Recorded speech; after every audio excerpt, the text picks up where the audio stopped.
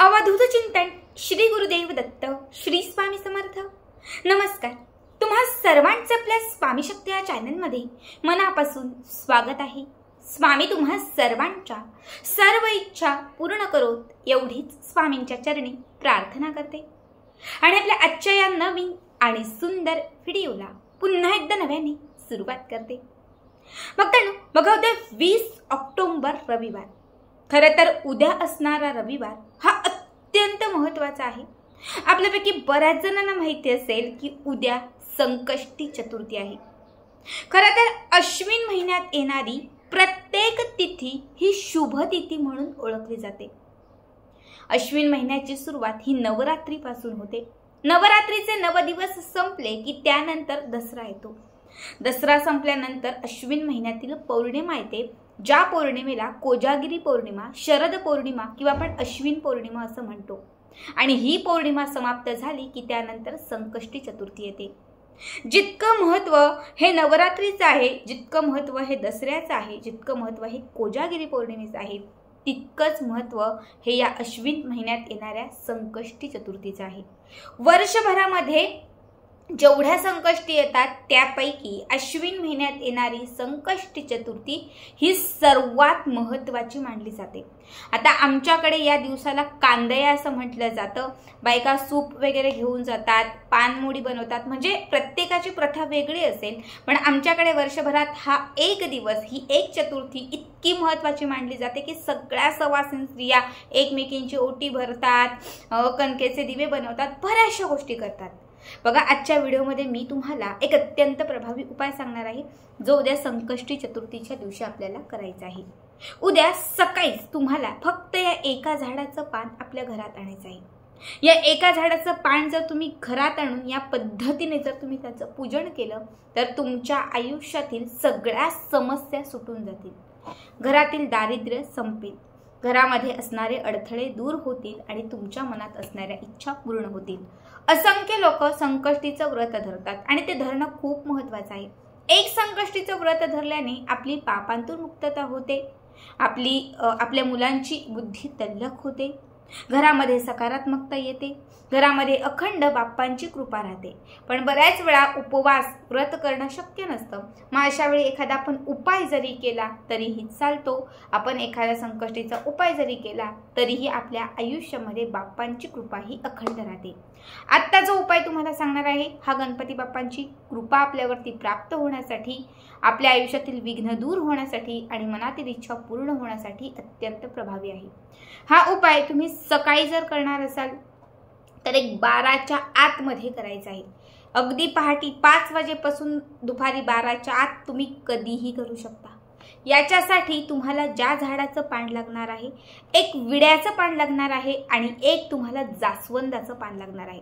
सगळ्यांनाच माहिती असेल की जास्वंदाचं झाड, जास्वंदाचं फूल, जास्वंदाचं मूळ, जास्वंदाचं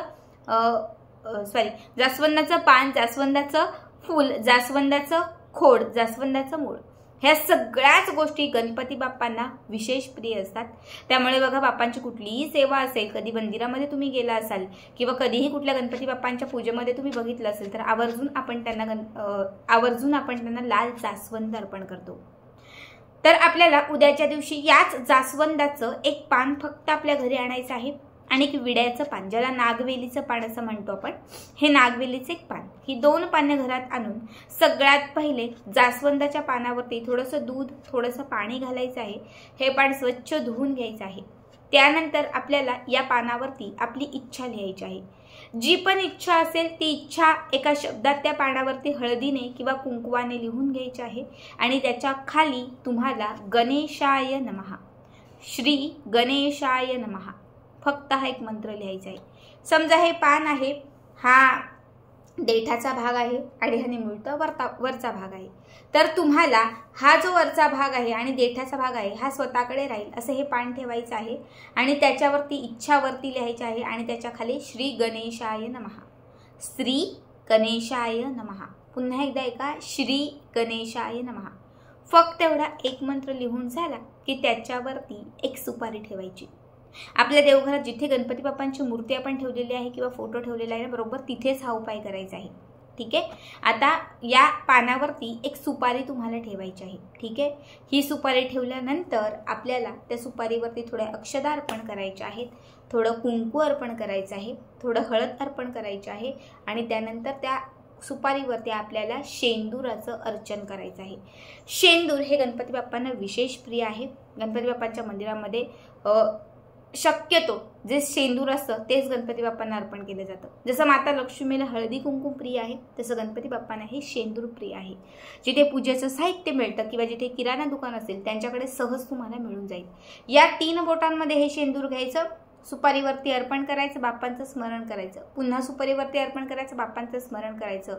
तुम्ही ओम गणगणपते नमः, ओम गणगणपते नमो नमः हा मंत्र म्हणू शकतात, ओम श्री गणेशाय नमः हा मंत्र म्हणू शकतात, बाप्पांचा अथर्वशीर्ष म्हणू शकतात, संकटमोचन स्तोत्र म्हणू शकतात। जी गणपती बाप्पांची सेवा येत असेल ती करायची आहे आणि थोडं थोडं शेंदूर तुम्हाला त्या सुपारीवरती अर्पण करायचं आहे। त्यानंतर देवघरामध्ये लावलेला दिवा असेल, उदबत्ती असेल तर ती तुम्हाला त्या सुपारीला ओवाळून घ्यायची आहे। इतकं करून झालं की त्याच्यानंतर दिवसभर, पूर्ण दिवसभर आपल्याला हे पान, सुपारी आणि शेंदूर तसंच ठेवून द्यायचंय। म्हणजे तिथे जिथे देवघरात ठेवलेलं आहे तिथेच ठेवून द्यायचंय। संध्याकाळी 5 किंवा 6 हा जो टायमिंग झाला की त्या टायमामध्ये काय करायचं, हे जे नागवेलीचं विड्याचं पान आपण एक घेतलेलं आहे हे पान घ्यायचं। या विड्याच्या पानावरती हे जास्वंदाचं पान अलगद उचलून ठेवायचं, ज्यावरती आपण सुपारी ठेवून शेंदूर मार्जन केलेलं आहे। हे पान उचलून त्या विड्याच्या पानावरती ठेवायचं आणि ते पान जे आहे हे एका लाल कापडामध्ये घट्ट बांधायचं। त्यानंतर हे घेऊन तुम्हाला कुठल्याही गणपतीच्या मंदिरात जायचं आहे। जिथे गणपती बाप्पांचं मंदिर असेल त्या मंदिरामध्ये जायचं। त्या मंदिरामध्ये गेल्यानंतर आपली इच्छा गणपती बाप्पांना सांगायची। हे लाल कापडामध्ये नेलेलं इच्छाप्राप्तीचं जे पान आहे, 2ही पानं, पहिले विड्याचं आणि त्याच्यावरती ठेवलेलं हे जास्वंदीचं पान, सुपारी, शेंदूर सगळं आपल्या उजव्या हातामध्ये घेऊन ते गणपती बाप्पांच्या चरणांना अर्पण करायचं। गणपती बाप्पांना मनोकामना आपली सांगायची, जी इच्छा असेल ती इच्छा बाप्पांना सांगायची आणि त्याच्यानंतर तिथून ते पान तिथेच ठेवायचं, शेंदूर तिथेच ठेवायचा, फक्त त्यावरती ठेवलेली सुपारी उचलून घरी आणायची।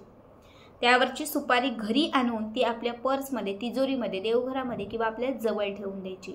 याने नेहमी यशाची प्राप्ती राहील, घराची मुलांची भरभरून प्रगती होईल, लक्ष्मीचा ओघ वाढता राहील, घराचं नेहमीच वाईट शक्तींपासून संरक्षण राहील। ही एक सुपारी तुम्ही जर संकष्टीच्या दिवशी अभिमंत्रित करून स्वतः जवळ जर ठेवली ना तर ती सुपारी नेहमीच तुम्हाला एक ऊर्जा देईल, एक शक्ती देईल, ज्यामुळे तुमच्या कामातील अडथळे दूर होऊन घरामध्ये गणपती बाप्पांची कृपा राहील आणि सगळ्या कठीणातील कठीण इच्छा तुमच्या पूर्ण होतील।